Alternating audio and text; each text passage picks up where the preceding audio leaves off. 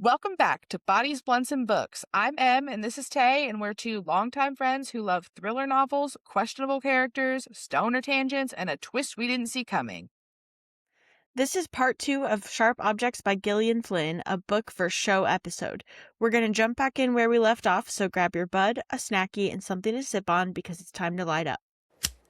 Okay, let's get into the plot of the story. Take it away. Yes, okay. The story begins with Camille talking to her editor, Frank Curry, who convinces her to go to Wingap and report on a disappearance of a young girl and the murder of another young girl a year prior, in the hopes that the story will bring attention to their second-rate newspaper. Camille begrudgingly agrees and ends up staying with her mother, Adora, while she is in town. Immediately, Camille is reminded of her mother's strange behavior and cruelty. Camille also meets her youngest sister, Amma, for the first time since she was an infant. Amma acts like a perfect doll for her mother, but then lashes out against everyone else. We find out that Camille has a strong history of self-harm. In addition to cutting words all over her skin, she also has substance abuse issues and problems setting boundaries, all of which seem to stem from the neglect and abuse she endured as a child. While investigating the murders, Camille ends up getting close with Kansas City detective Richard Willis. At first, they just share information on the case, but eventually they become romantic. While staying with Adora, Camille starts to become sick, noting that it gets worse when Adora tries to baby her. She starts to put the pieces together that Adora has Munchausen by proxy and has been poisoning all of her daughters all along and is responsible for Marion's death.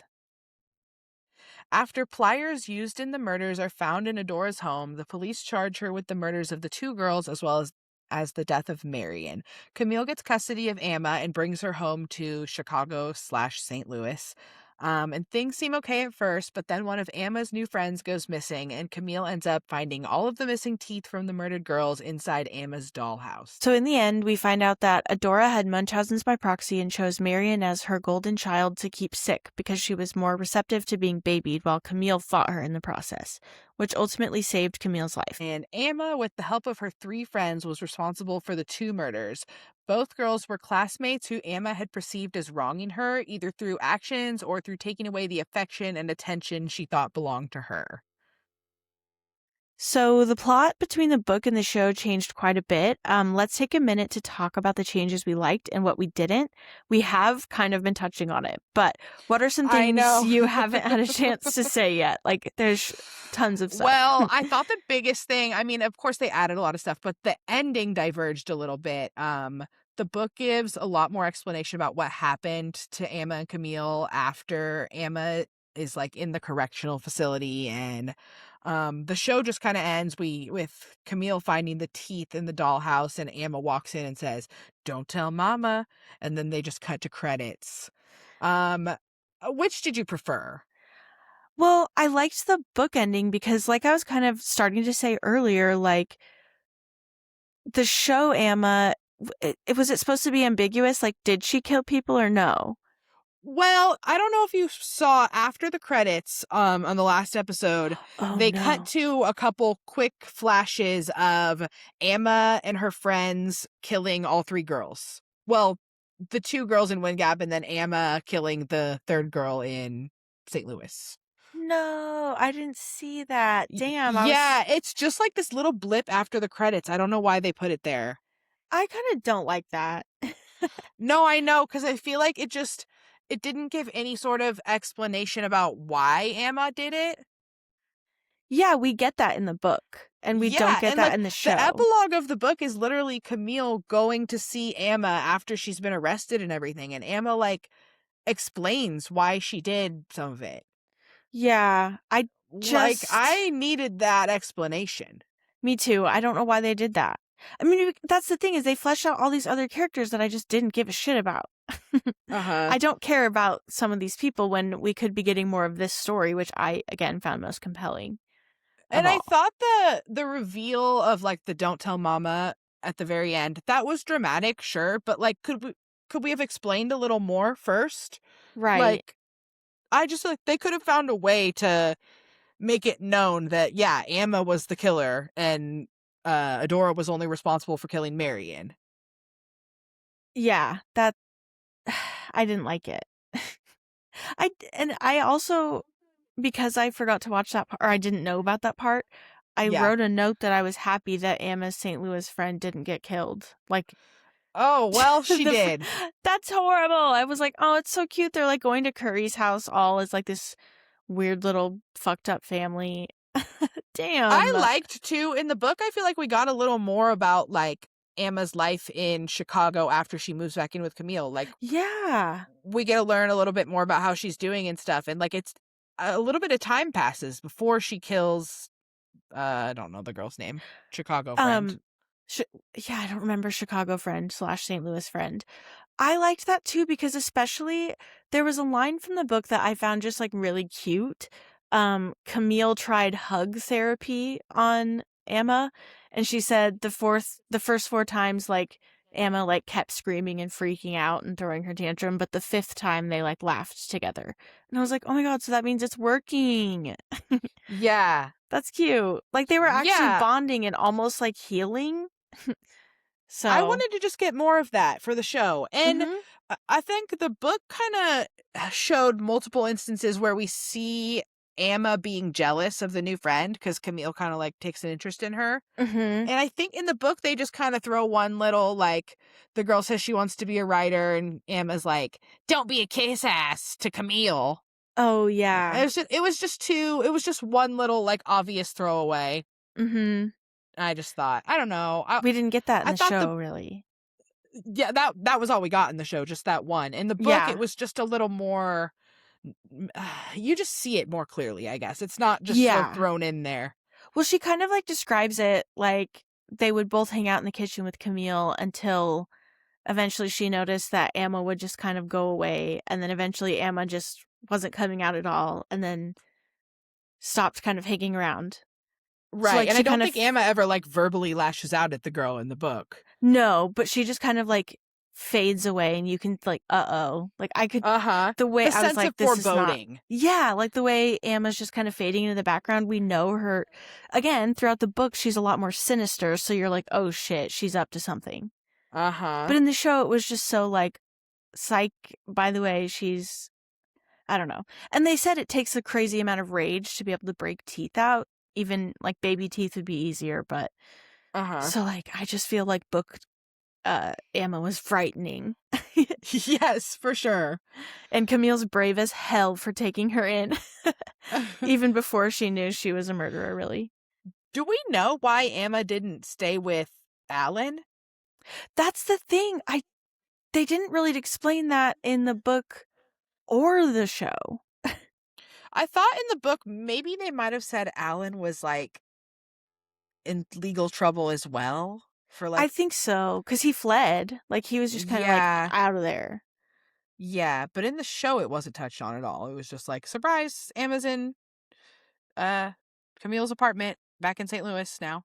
Yeah, I thought that was strange in both the book and the show. Did we talk about the Calhoun Day thing yet? Or am I pretty far ahead? No, but no, you're good. That's what I have next. Okay. I hated that they expanded upon that so much. They could have cut out easily one episode and like left all of this Calhoun Day shit out. In the book, did that celebration take place at their house? No, I don't think so. Because in the And show, it's like, yeah, this huge thing at their house. yeah, in the book it was just like mentioned that it was coming up, and I don't even know if Camille went or not. I can't even remember I know, if it she was wasn't. there for a minute and then left or if she just skipped it. I felt like in the show they just wanted to show like this is the South, like all of the negative stereotypes that you think of when you think of the South are present here. Yeah, it was so. And I was like, but okay, like, what? I did not need it. Yeah, in the context, again, I don't know. It's just, I thought the middle episodes, like 3, 4, and 5, were so boring of the show. yeah, Just dude, hard to watch. All dragging. the stuff they added that just didn't need to be added. Oh, like the fathers of the 2 dead girls, like beefing and Oh like yeah. Anne and Natalie apparently like going at it all the time, like trying to fight each other all the time. Like that Hmm. wasn't a part of the books. They were just separate. Like that was part of the randomness. Uh-huh. So I was like, why are these dads like beefing just for the drama of the show? Yeah. Yeah. And I was like In the show, also, I was like, which dad is that again? I kept getting them Yeah, I confused. know, same. I didn't like that. Yeah. We kind of touched on this earlier, but so in the show, Camille is having flashbacks to her first sexual experience in the woods with 4 boys, and um the viewer is left feeling like this is a defining moment for Camille. The book mentions these events, but never really more than in passing. And to me, it feels clear that Camille doesn't really think of this as an assault. Oh, yeah, and then okay, so I put, like this is what I thought was interesting about the book is I think she just tries to, like, detach herself from it. She's, like, very Yeah. removed. So I feel like it's a trauma response to, like because she says something about, like, basically implying, like, what if she's asking for it? Because she was referring to herself. And Uh so huh. I thought it was kinda like a trauma response of, like what Amma said about, like, if you let them do it to you, then really you're doing it to them. It was a Yeah, it's like similar how thought. you explain your abuse to yourself. Yeah, that kinda thing. Like, I reframing it almost, but I to totally agree detach. with that. Like that's what Camille is doing just Yeah. because in the book though, I felt like she mentions it to um Detective Willis or whatever, but she doesn't mention she's talking about herself. She Yeah. just, yeah, like what you were saying, she's talking about what if she was asking for it. I know a girl who had sex with 4 boys the first night. And he's like, whoa, that's assault. That's bad. And she's like, well, Yeah. I don't think it was assault. And then in her head, she's like, well, I guess I won't tell him that I was talking about myself if that's what he thinks. Mhm. But I just felt like in the show, they really amped it up to be like this assault was a defining moment for Camille's issues and Oh, yeah. like I guess my takeaway especially from the book maybe I think her uh, abuse from her mother and her sister Marion dying was kind of like her origin story of what happened, and then it feels to me that she just agreed to that like sexual encounter with the 4 boys because she was already so traumatized and um she just thought like, well, this is what people do, whatever. But I Yeah. guess to me it just didn't feel like that.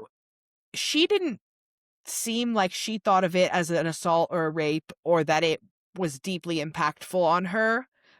But I think of course it probably still was. Mhm. But to me it just seemed like the book really pointed towards, yeah, her abuse and her sister's death as her kind of like Yeah. original trauma. But the Yes. show really pushed it that this That like, was the trauma. yeah, and they even had one of the guys in the show who shout out to he plays Grayson on my favorite TV show ever, Drop Dead Diva. His character in Sharp Objects like apologizes to Camille for like what they did to her, and she's Oh, like, yeah. I guess in the show she does respond being like, it was no big deal. Don't worry about it. Yeah. That's true. She did kind of just be like, "Whatever." I don't know. I just thought it was interesting how She's the also different drunk all the ways time. that's true. I thought it was interesting the different ways the show and the book kind of portrayed this whole scene. Because I Yeah. don't know. I guess to me in the book it didn't feel like that big of a deal, and in the show I just thought they really tried to push it as like this is a traumatic thing that happened to her. Yeah, I think what I no, I agree, in the book, it's more like the symptom of her trauma, like, Yeah, these that's traumatic like, she was under her exactly mom's thumb, and yes. this was, like when she's not under her mom's thumb, it's, like, a different symptom of, like, "Well, I don't know how to be a person because she's crazy." So, yeah, And she's being going back abused. to what we were saying about how Camille just felt like she just felt so real, such a Mhm. well-written character. Like, I can relate to having gone through, like, a sexual experience that to me, uh, it doesn't feel like this crazy impactful thing, but, like, maybe I tell the story to someone else and they're like, "Oh my god, are you okay?" Like, Mhm. and, like, their reaction is horrified, but I'm like, "Well, I don't know, it's just normalized to me," and so I guess book Camille's reaction to all of it, really made me feel like I could relate to her. Mhm. That makes sense to me. Um, I just at the end of that, I had tacked on, how do you think they handled it in the show? Like, I guess, was there anything you would have changed or thought maybe they didn't handle well? they just kind of also well, I was thinking that the imagery was, like, a little heavy-handed, like, they kept Yeah, saying cherry, she flashing was to eating it. cherry pie, and, Mm, like, she was wearing a red, like, cheerleading outfit, and, like, she carved the word cherry in her skin. So it was, like, very heavy-handed imagery of, like, virginity almost? uh-huh, Like, I was like so yeah, very heavy-handed on, like they just framed it differently, I guess. And that was just different than the book. I don't know, I didn't feel the book was heavy-handed in that way. It was more just, like, flashbacks happened, like we talked about. uh-huh. I don't have a note about this or anything, but I just kind of wanted to talk about real quick the relationship between Camille and John Keene as well. Mm. I weirdly, I really liked John Keene's character, and I think Camille kind of feels like she is in a bit of an arrested development with um just she still kind of acts like that 13-year-old girl who lost her sister and who went through Mhm. all this trauma.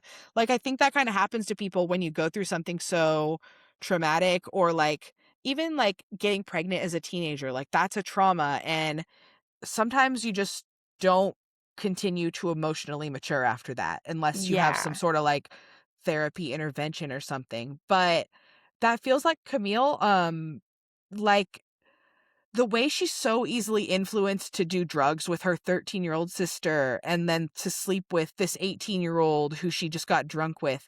Like, to me, that feels like she's in this like 14-year-old mindset where Yeah. she has no boundaries. She doesn't, know how to say no to people. And then with John Keene, especially, I thought the scene where they had sex was well written. I don't know how else to say. I wasn't like, yay, this 32-year-old Yeah. old is fucking an 18-year-old, but the way he understands her pain because they've both lost their sisters, and he sees her scars, like all the words, Mhm. and he doesn't look at her with disgust. He just wants to like read it and understand her. Yeah. Like, I really I liked enjoyed is that. the wrong word. I wasn't horny for it. I Yeah. wasn't like happy about it, but I thought that was compelling and riveting. Yes, I absolutely agree, and I was surprised that the show did it well. I agree. Yeah, I was gonna I say the show because it actually, didn't do a lot well, in my opinion. uh-huh. The sh- the last, I would say, 2 or 3 episodes of the show felt like they really got back on track sticking with the book. Yeah, it did get back on track. I was like, "Okay, Like, okay, I see they where we're brought the going plot now." back. But Yeah. yeah, but that's why the 3 through 5 were such a drag. I know, why'd they add so much extra shit? That's what this show should have been 6 episodes. Absolutely agreed. I think it would have been better. Oh, okay, so I had something I liked, but then I also wanted clarification on. So, like, in the show, Adora's former friend Jackie, she was the one who was suspicious of Adora back in the day, right? Or she was one of the nurses who was? No, she wasn't a nurse. There was a different lady who was a nurse. Okay. That was 2 different characters. But Jackie was like trying to. She she was definitely suspicious of Adora, and I think this was in the book and the show. She warns Camille about it. She tells her without telling her. Okay. But back in the day, wasn't there was like Jackie requesting autopsies and stuff? Because she had like that file Um, folder of papers. I I th- wasn't okay. I don't know if this was in the book or not. In the show, definitely. okay. It was they start to like look into Marion's medical records, and they see Jackie's name all over it requesting stuff because she always suspected Okay. that Adora was doing something to her. But I don't recall if that was in the book or not. In the book though, the nurse who um I think they kind of just took the nurse's part from the book and gave it to Jackie, cuz the nurse is Okay. in the show too, but she doesn't like say a whole lot. I feel like they give a lot of her info delivery to Jackie. Yes, But absolutely. But yeah, in the books, there's like that nurse who worked at the hospital that Marion was at and was Mhm. trying to put up objections and all that, and ends up getting fired, but was I think she had a file like waiting and ready for if someone ever came around to ask. She was like, "Let me give you the info. I have it saved." Yes. Yeah, that's how the book went for sure. Okay. And so I didn't miss it in the book then. Jackie and Adora really don't have, like, there's no reason for their rift in the book. They're just kind of not friends anymore. I think in the book, Jackie still just suspected Adora. I just don't remember if Oh, she was okay. like involved in the medical record stuff of it all, Understood. but she does tell Camille in the book, like they have a conversation towards the end that leads Camille to the realization like Adora is poisoning all of us. Yes. Okay. Yes, Jackie was murky for me. I liked her character regardless. I liked that she was kind of like a substitute mom for Camille. She's still fucked up. She's not a good Uh-huh. person either, but she's real about how she's not a good person, which I appreciate. I didn't really care one way or the other for her character in the book, but I just love that actress, so I was Oh, here for okay. her character in the Fair. show. I love that actress too. Um, I we've already talked about. I was gonna say I wanted to talk about the incest vibe between Emma and Camille, like why, but we kind of already did. Yeah, I didn't like that. I didn't like it I mean, either. it was part of the abuse. Is scary. Yeah. um, I just had a couple things about the show. Did you sometimes notice that like the words Camille was cutting into her skin would show up in the background of the show?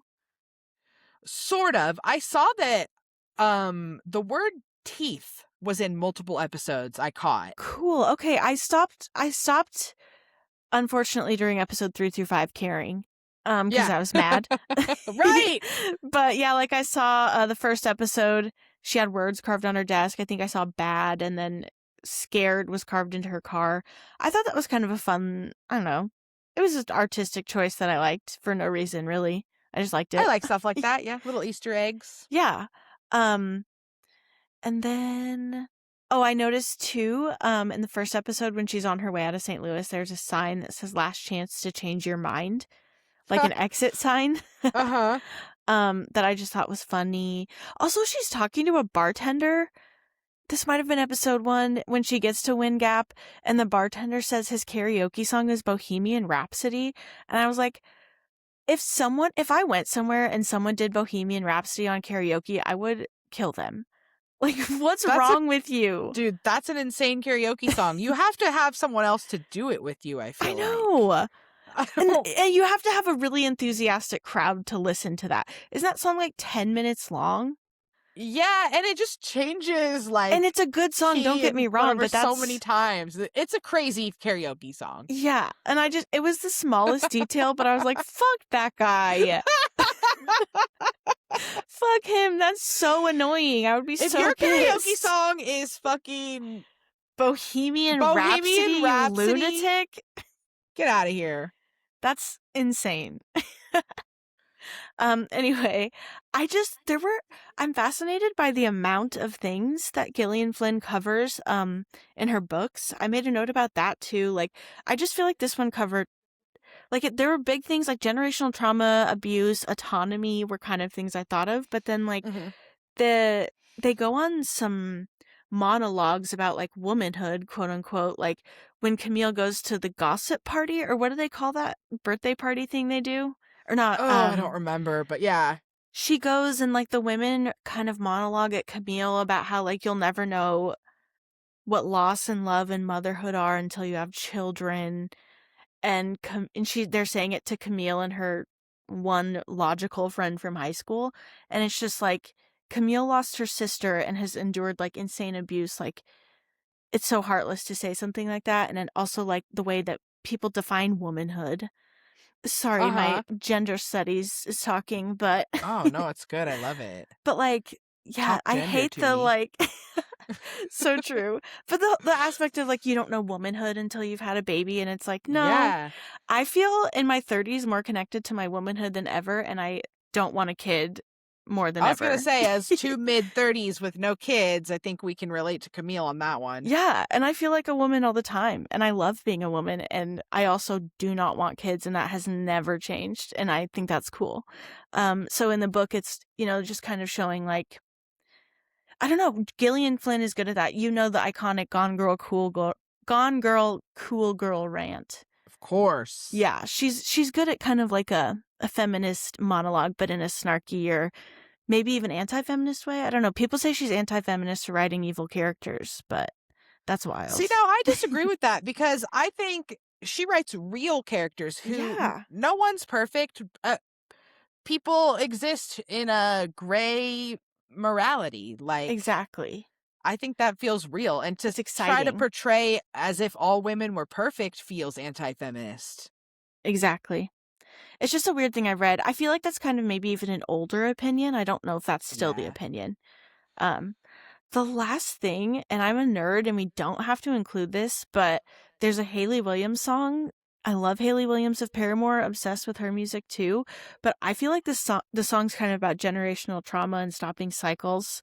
And it reminded me of Sharp Objects, mostly because, like, there's just, like, really similar themes of, like, my mother's torment. I just thought it was interesting parallels. It's a good song. It's funny. It's like, I'll never do the right thing again. Women's rights, women's wrongs. Love that. If you like music. No, I love that.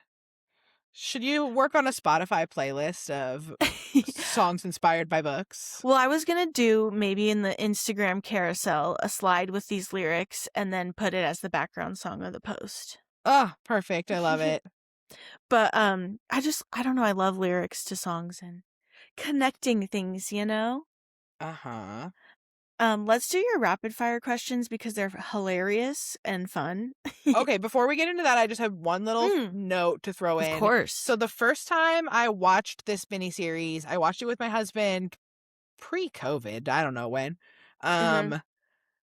But we were watching Stranger Things at the same time. So I kept calling the show Sharper Things. Sharper Things and Strange Objects. Yeah. So I just thought that was funny. That is funny. I made my husband watch this with me for this go around. So did he like it without having read the book? Or was he also like, these episodes are boring? Well, here's the thing. We both remembered liking it the first time we watched it, but we couldn't remember the plot at all. And I, of course, read the book first, and he did not read the book. And I think he felt the same way as me, where by the end, the last couple episodes, he was like, okay, I'm back into it. But, like, we were both happy to be done with it. Yeah. It just would have been better if it was shorter. I think so, too. And I don't know how, because the book isn't, like, there's no comic relief or lightness in the book really either. I know. But the show is just, I need some sort of relief. It can't just be sad and depressing the whole time. Yeah. It was a really dark show. There's it's a book that they made into a Netflix movie called The Devil All the Time. And it's like this Southern Gothic drama, but talk about heavy. Like, I had a stomach ache and I told Ben, I was like, I don't want to watch this anymore. It's just so much. Like, I was like, damn, dude, real life already sucks and this fucking sucks too. I want to watch like Adventure Time or something for a minute. Yeah.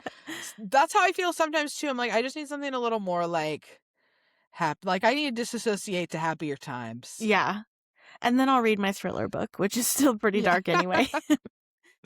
Well, okay, that's all I wanted to say. Let's get into these rapid fire questions. Okay. First of all, if you were going to start murdering people, what would your trophy of choice be? This question is so funny. For some reason, I was like, I want to look at people's keychains.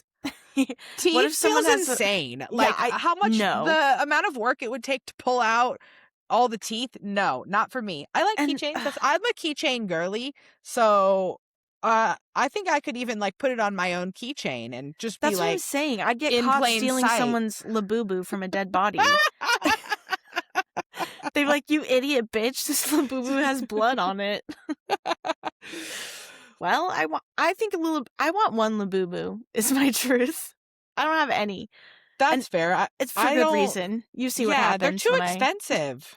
Yeah, I already went down that route. I already had an expensive, stupid hobby of buying things.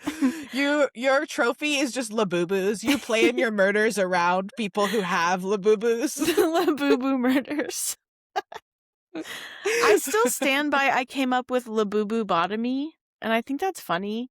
But Yeah, that's there's funny. nothing to do with it. Like, it's not, you can't Yeah, do anything with it. It just sounds funny. it's funny. Yeah. I don't know what my murder trophy choice would be because Yeah, I wouldn't want to get caught, so I wouldn't want to take I anything. But I feel know. like TV shows and books and everything has led me to believe that serial killers need to take a trophy. That's true. Maybe I'd see if they had any cute papers on that, like a receipt or something for my junk journal. Oh, that's good. You got your Taco Bell wrapper in your pocket? I'll be taking that. You can think on it and come back to it. I wrote this question. I should have an answer, but I don't. Sorry. You keep it mysterious and you're not going to get caught, so that's good. That's true. I can't give away my secrets. I'm fucked up. Now if anyone sees me with a keychain, that's not mine. Oh, no. Ah! So which character in the story has the best chance of living a happy, stable life after this? You know, I don't know. I honestly... Chances are low for everyone involved. I feel like Camille can have a happy life. Or maybe stable, but she's still gonna probably keep drinking, but she'll be with Curry and his wife, and they're a weird little family.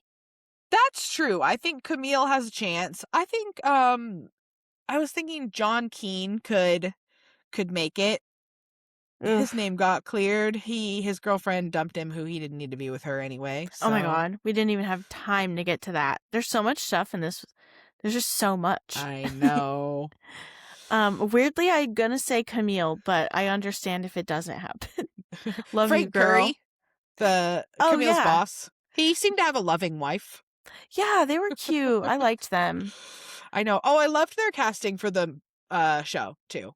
Oh yeah, they were a cute couple. I would love to hang out with them, eat their dinner. I don't think his wife in the book was really described enough to know her race, but I liked that they cast her as a Black woman. Me too. And that guy, he's in so many things. Yeah. He's just one of those faces. Yeah.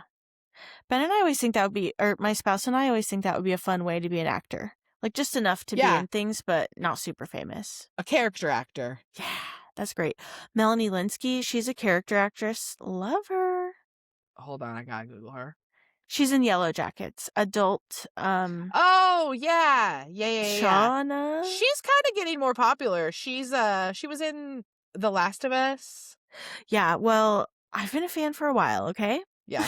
I remember her. She was in 2.5 Men, and she played like a psycho stalker character. And I always thought that she got a raw deal with that because she's too cute to be a psycho stalker.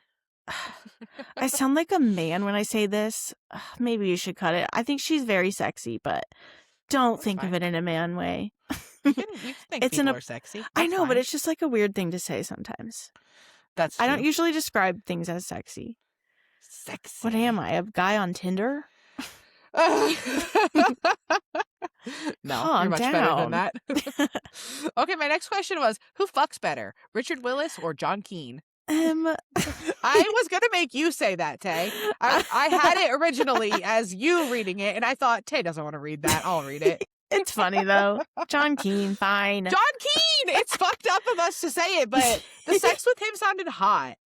Okay, I will say the one thing I liked about show Richard Willis a little better is, like, he was kind of horrified by her, but he still wanted to figure out what the fuck was going on. Whereas book Richard Willis saw her, like, real cuts and stuff and was like, well, bye, see ya, never. He, like, never even associated with her again. I liked, in the show they gave him that scene where he kind of is like, it's fine, sorry, we're good. Yeah, bye. He was like, you're really fucked up and I was hurt, but here's the truth and bye. Yeah. At least sometimes he hung that's around. The best you can hope for in a breakup. Exactly. Neutral. So I liked him in that regard. They did him a little dirty in the book. Well, I mean, he was an asshole in the book. It was his choice to be like, ooh, bye. Yeah. And like I said, I thought the scene with John Keane and Camille just kind of like having a human connection really Yeah. spoke to me, I It was guess. moving. It was so moving. This book really Um, makes you think. yeah, so I hate to say it, but John Keene, fucks Yeah. better. Sorry. When you think about it, cutting and tattoos aren't all that different. I would say piercings as well, just body modification in general. Yeah, that's I was like, is that a weird thing to say? But they are I just feel all like body it's mods. true. Why did I sit for 6 hours and get my shin tattooed? I thought I was gonna Literally, die. you It just poked me sucked. with needles a million times in a row. It's not that different from cutting yourself. I know, dude, I had a bruise on my shin too. When she went over the Oh, bruise, my soul left my body and not in a good way, not a fun, like, ascending way. It was like, huh. Okay. Do you have tattoos you regret? I don't regret my shin one, by the way. It hurt really bad, but I don't ever regret tattoos because of the pain. I do have a tattoo I regret. Well, I have two. The first one, it's not so bad. I have a fruit and vegetable situation on my upper thigh. you have I a should recipe. say, What are you cooking? I should say my left leg is on its way to being a full sleeve. We just have some background work to do. But yeah, so I have a lot of fruits and vegetables, and then I have a lot of floral stuff. But when I was working on the fruits and vegetable part, I asked my old tattoo artist, I said, can you put a jalapeno on there? And they said, sure thing, and showed me the drawing, but it was just an outline. There was no color. And I was like, okay, perfect. Looks good. And it's kind of on the back of my thigh. I can't really see it unless I kind of twist. Mm-hmm. So I'm getting tattooed, whatever. We're finished. I go to look at it and I almost like I saw it and I was like, what? Because it's red. And I mean, sure, jalapenos come in red, of course, but I just assumed green. That's what I was thinking. That's what I would think. So I don't really regret that one, but it was just kind of a shock. And Yeah. then I got a portrait of my cats, and the artist just, it wasn't his like style he was really um practiced in, I guess. And I just don't like how it turned out. One of the cats looks goofy. That's such a bummer. I don't know. I'm just sad for you. I hope you did say an artist said there's a way he could like touch it up at least. Yeah, I talked to a couple different artists about doing a cover up or something, and pretty much everyone has told me like it's too big and Ugh. dark to actually cover up. But my current artist who's working on all the background and floral stuff um was giving me some ideas of how we can at least kind of shift the perspective a little. So the it's two cats. The one on the bottom is just like a profile, or I'm sorry, a straight on face, like there's no Mm-hmm. angle to it. And then the one above it, it's actually my smaller cat, but she's drawn bigger. And then she's kind of in like a 3/4 profile, and like the proportions are just wrong. It looks crazy. So that's my Ugh. tattoo I regret. Thanks for coming to my TED Talk. I'm adding so much stuff around it too that I feel like it kind of distracts from it. So, Oh yeah. oh well. When you have a lot of tattoos, I feel like if you get one you don't love, you're kind of just like, oh well. Yeah. It's not I'm as big of a totally deal if you don't have many and then you get one and you hate it. I think I don't regret I don't regret I don't regret any of my tattoos. It's more so the placement. I wish I had planned a lot of them better. Oh yeah, for sure. Well, it's hard to know because it's like I know. you have ideas and then they change, and usually you can't do everything you want at once because of tattoos be so Mhm. expensive. Well, and then a lot of the ideas you have in your head maybe don't work in reality, so you have to alter Yeah. things. I'm not good at planning that, so I just go in and I say the vibes feel like put it there on this leg. For our listeners, Tay has a ton of tattoos, like, all over. So do you. Mine are all on my leg, though. Oh yeah, they're on like all your lower half. Yeah, my left leg is pretty much a full sleeve, and then that's it. Well, I have eyeliner tattoos. Oh yeah, and it looks great, by the way. I never tell you that. I don't know why I forget to. I'm fucked up. I don't tell people things sometimes. It's a good thing. Your eyeliner always looks good. Thank you. I love it. And also, people I'm fucking always think that it's just like eyeliner. And I'm like, do you think, look how sweaty and like post-sex messy I am. But Do you that's think why my it's eyeliner like, would still look perfect? But they, of course, I mean, I wouldn't think that about anyone else. Like, that eyeliner is tattoos. It just probably doesn't occur. But it's just funny to me. I'm like, no. I could not do that this perfectly. dude, I like it though. It always looks good. I don't know why I don't say that. I love something that's gonna make my life easier. Like, I had laser hair Yeah. removal, so I don't have to like shave my legs and all that. I had my eyeliner tattooed, and then I got my eyebrows microbladed. Stuff like that where it just I don't have to like do it You every look, day. It's one less step to make me look presentable. yeah, you like look put together like Yeah. all the time. And it's I love nice. it. Yeah, I Yeah. love stuff like that. Saves me time. I also love, I always think about that time you were looking at getting a wardrobe professionally made in like Vietnam Oh my or God, I still want to do that. I want to go to Ho Chi Minh City, Vietnam, and spend like $3,000 or $4,000 getting an entire new wardrobe of custom pieces. That's so funny. Please, I need this podcast to take off so I can afford that. You guys, Please listen. You don't even have to listen. Just turn it on and leave it on in the background. please. I don't care. We gotta get Em this wardrobe. Custom Someday. made, baby. That would be amazing. And it's like all made out of like natural materials, like not just That'd be great. polyester and plastic. Like I just want like silk and wool and cotton. That's what I want. That's it. And I think you deserve And I'm it. fat, y'all, so like clothes like that are expensive. So Lay off. it would actually be way cheaper for me to go to Ho Chi Minh City. And the way that it would be, actually. I know. To get that quality of clothing, that's the cheapest way to do it. Okay, have you seen those stores? Is this true? I should fact check this. Those stores, though, from like Korea or Japan for like plus size, and they're called like Fat Cute Pig or like Big Lady. Yeah, I think that's just the culture there. Chubby Like, gal. I think Asian cultures are a lot more like factual about that kind of thing. Like, if you're fat, they'll just say you're fat. Like, it's a fact. It's not a moral judgment on you. It's just you have a fat body. And honestly, I'm okay with that. That's fine for me. I don't necessarily need to be reminded that I'm fat, but They're that's fine. so funny. I agree. They just make me laugh.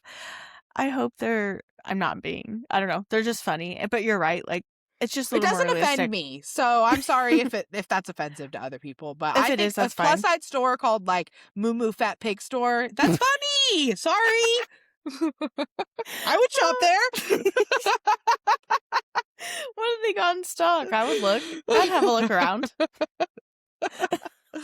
Well, perfect. So let's wrap this up. Final verdict. Which was better, the book or the show? The book. Oh, it's always the book. Why did I even ask? Okay, I can't wait till we get to Gone Girl, because actually that is like the closest book to movie adaptation I've ever seen. Oh, totally agree. And But in this has case- nothing to do with Gillian Flynn or Sharp Objects, but I will yeah. say I have one I feel the movie was better than the book, and that is Carrie by Stephen King.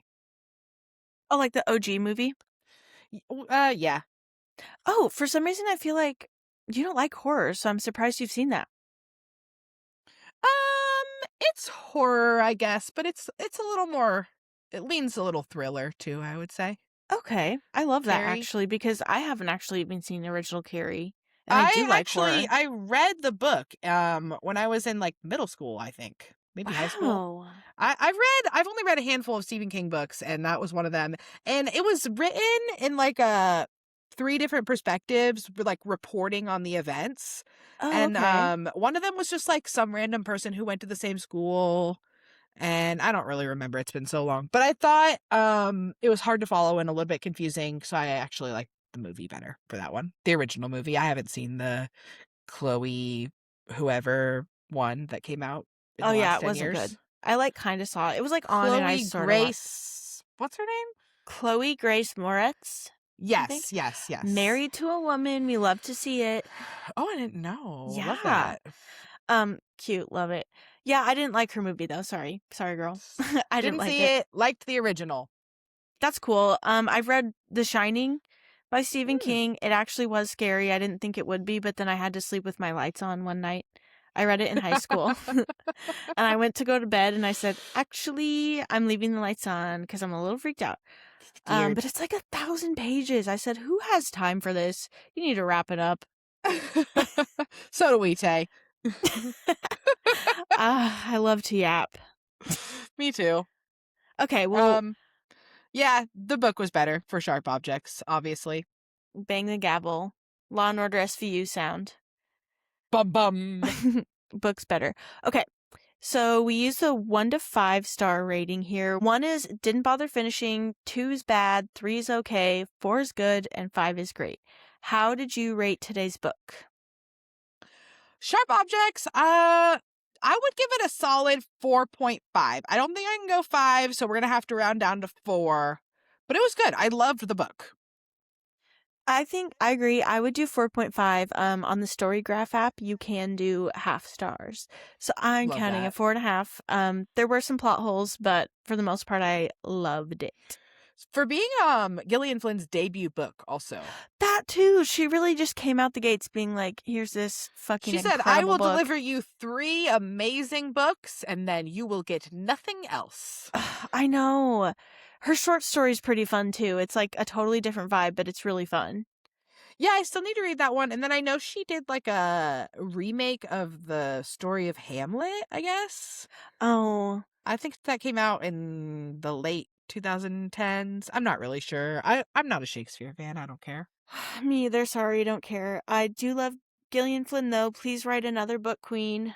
I kind of respect, though, like, I'm only going to put something out if I feel that it's, like, amazing. But at the Dude, same and time, each give of me them got something. she only has 3 and they all got an adaptation of some sort. Uh-huh. Like, go off, Queen. I know. Anything else to say about Sharp Objects? No, not right now. Me either. We've said it all. We said it all. Okay, so next week we are jumping back into a new release, which we're going to split up into 2 parts this time. Honey by Imani Thompson, and the Goodreads description for this book was a dark, provocative, adrenaline rush of a novel about a graduate student who murders bad men and justifies it in the name of feminism by a bold new voice in fiction. I believe this is this author's first book. And I think we were both sold pretty much immediately based on that little blurb. Mm-hmm. So, yeah, that's what we got for you. That's all for Sharp Objects by Gillian Flynn. Next episode, we will be sparking up a discussion on Part 1, Chapter 1 to Part 2, Chapter 12 of Honey by Imani Thompson. Until then, may your blunts be rolled and your plots be twisted. And if you like this episode, find us on all the social medias at Bodies, Blunts, Books. I'm Em, and this is Tay, and we're Bodies, Blunts, and Books, and we'll see you next time. Bye!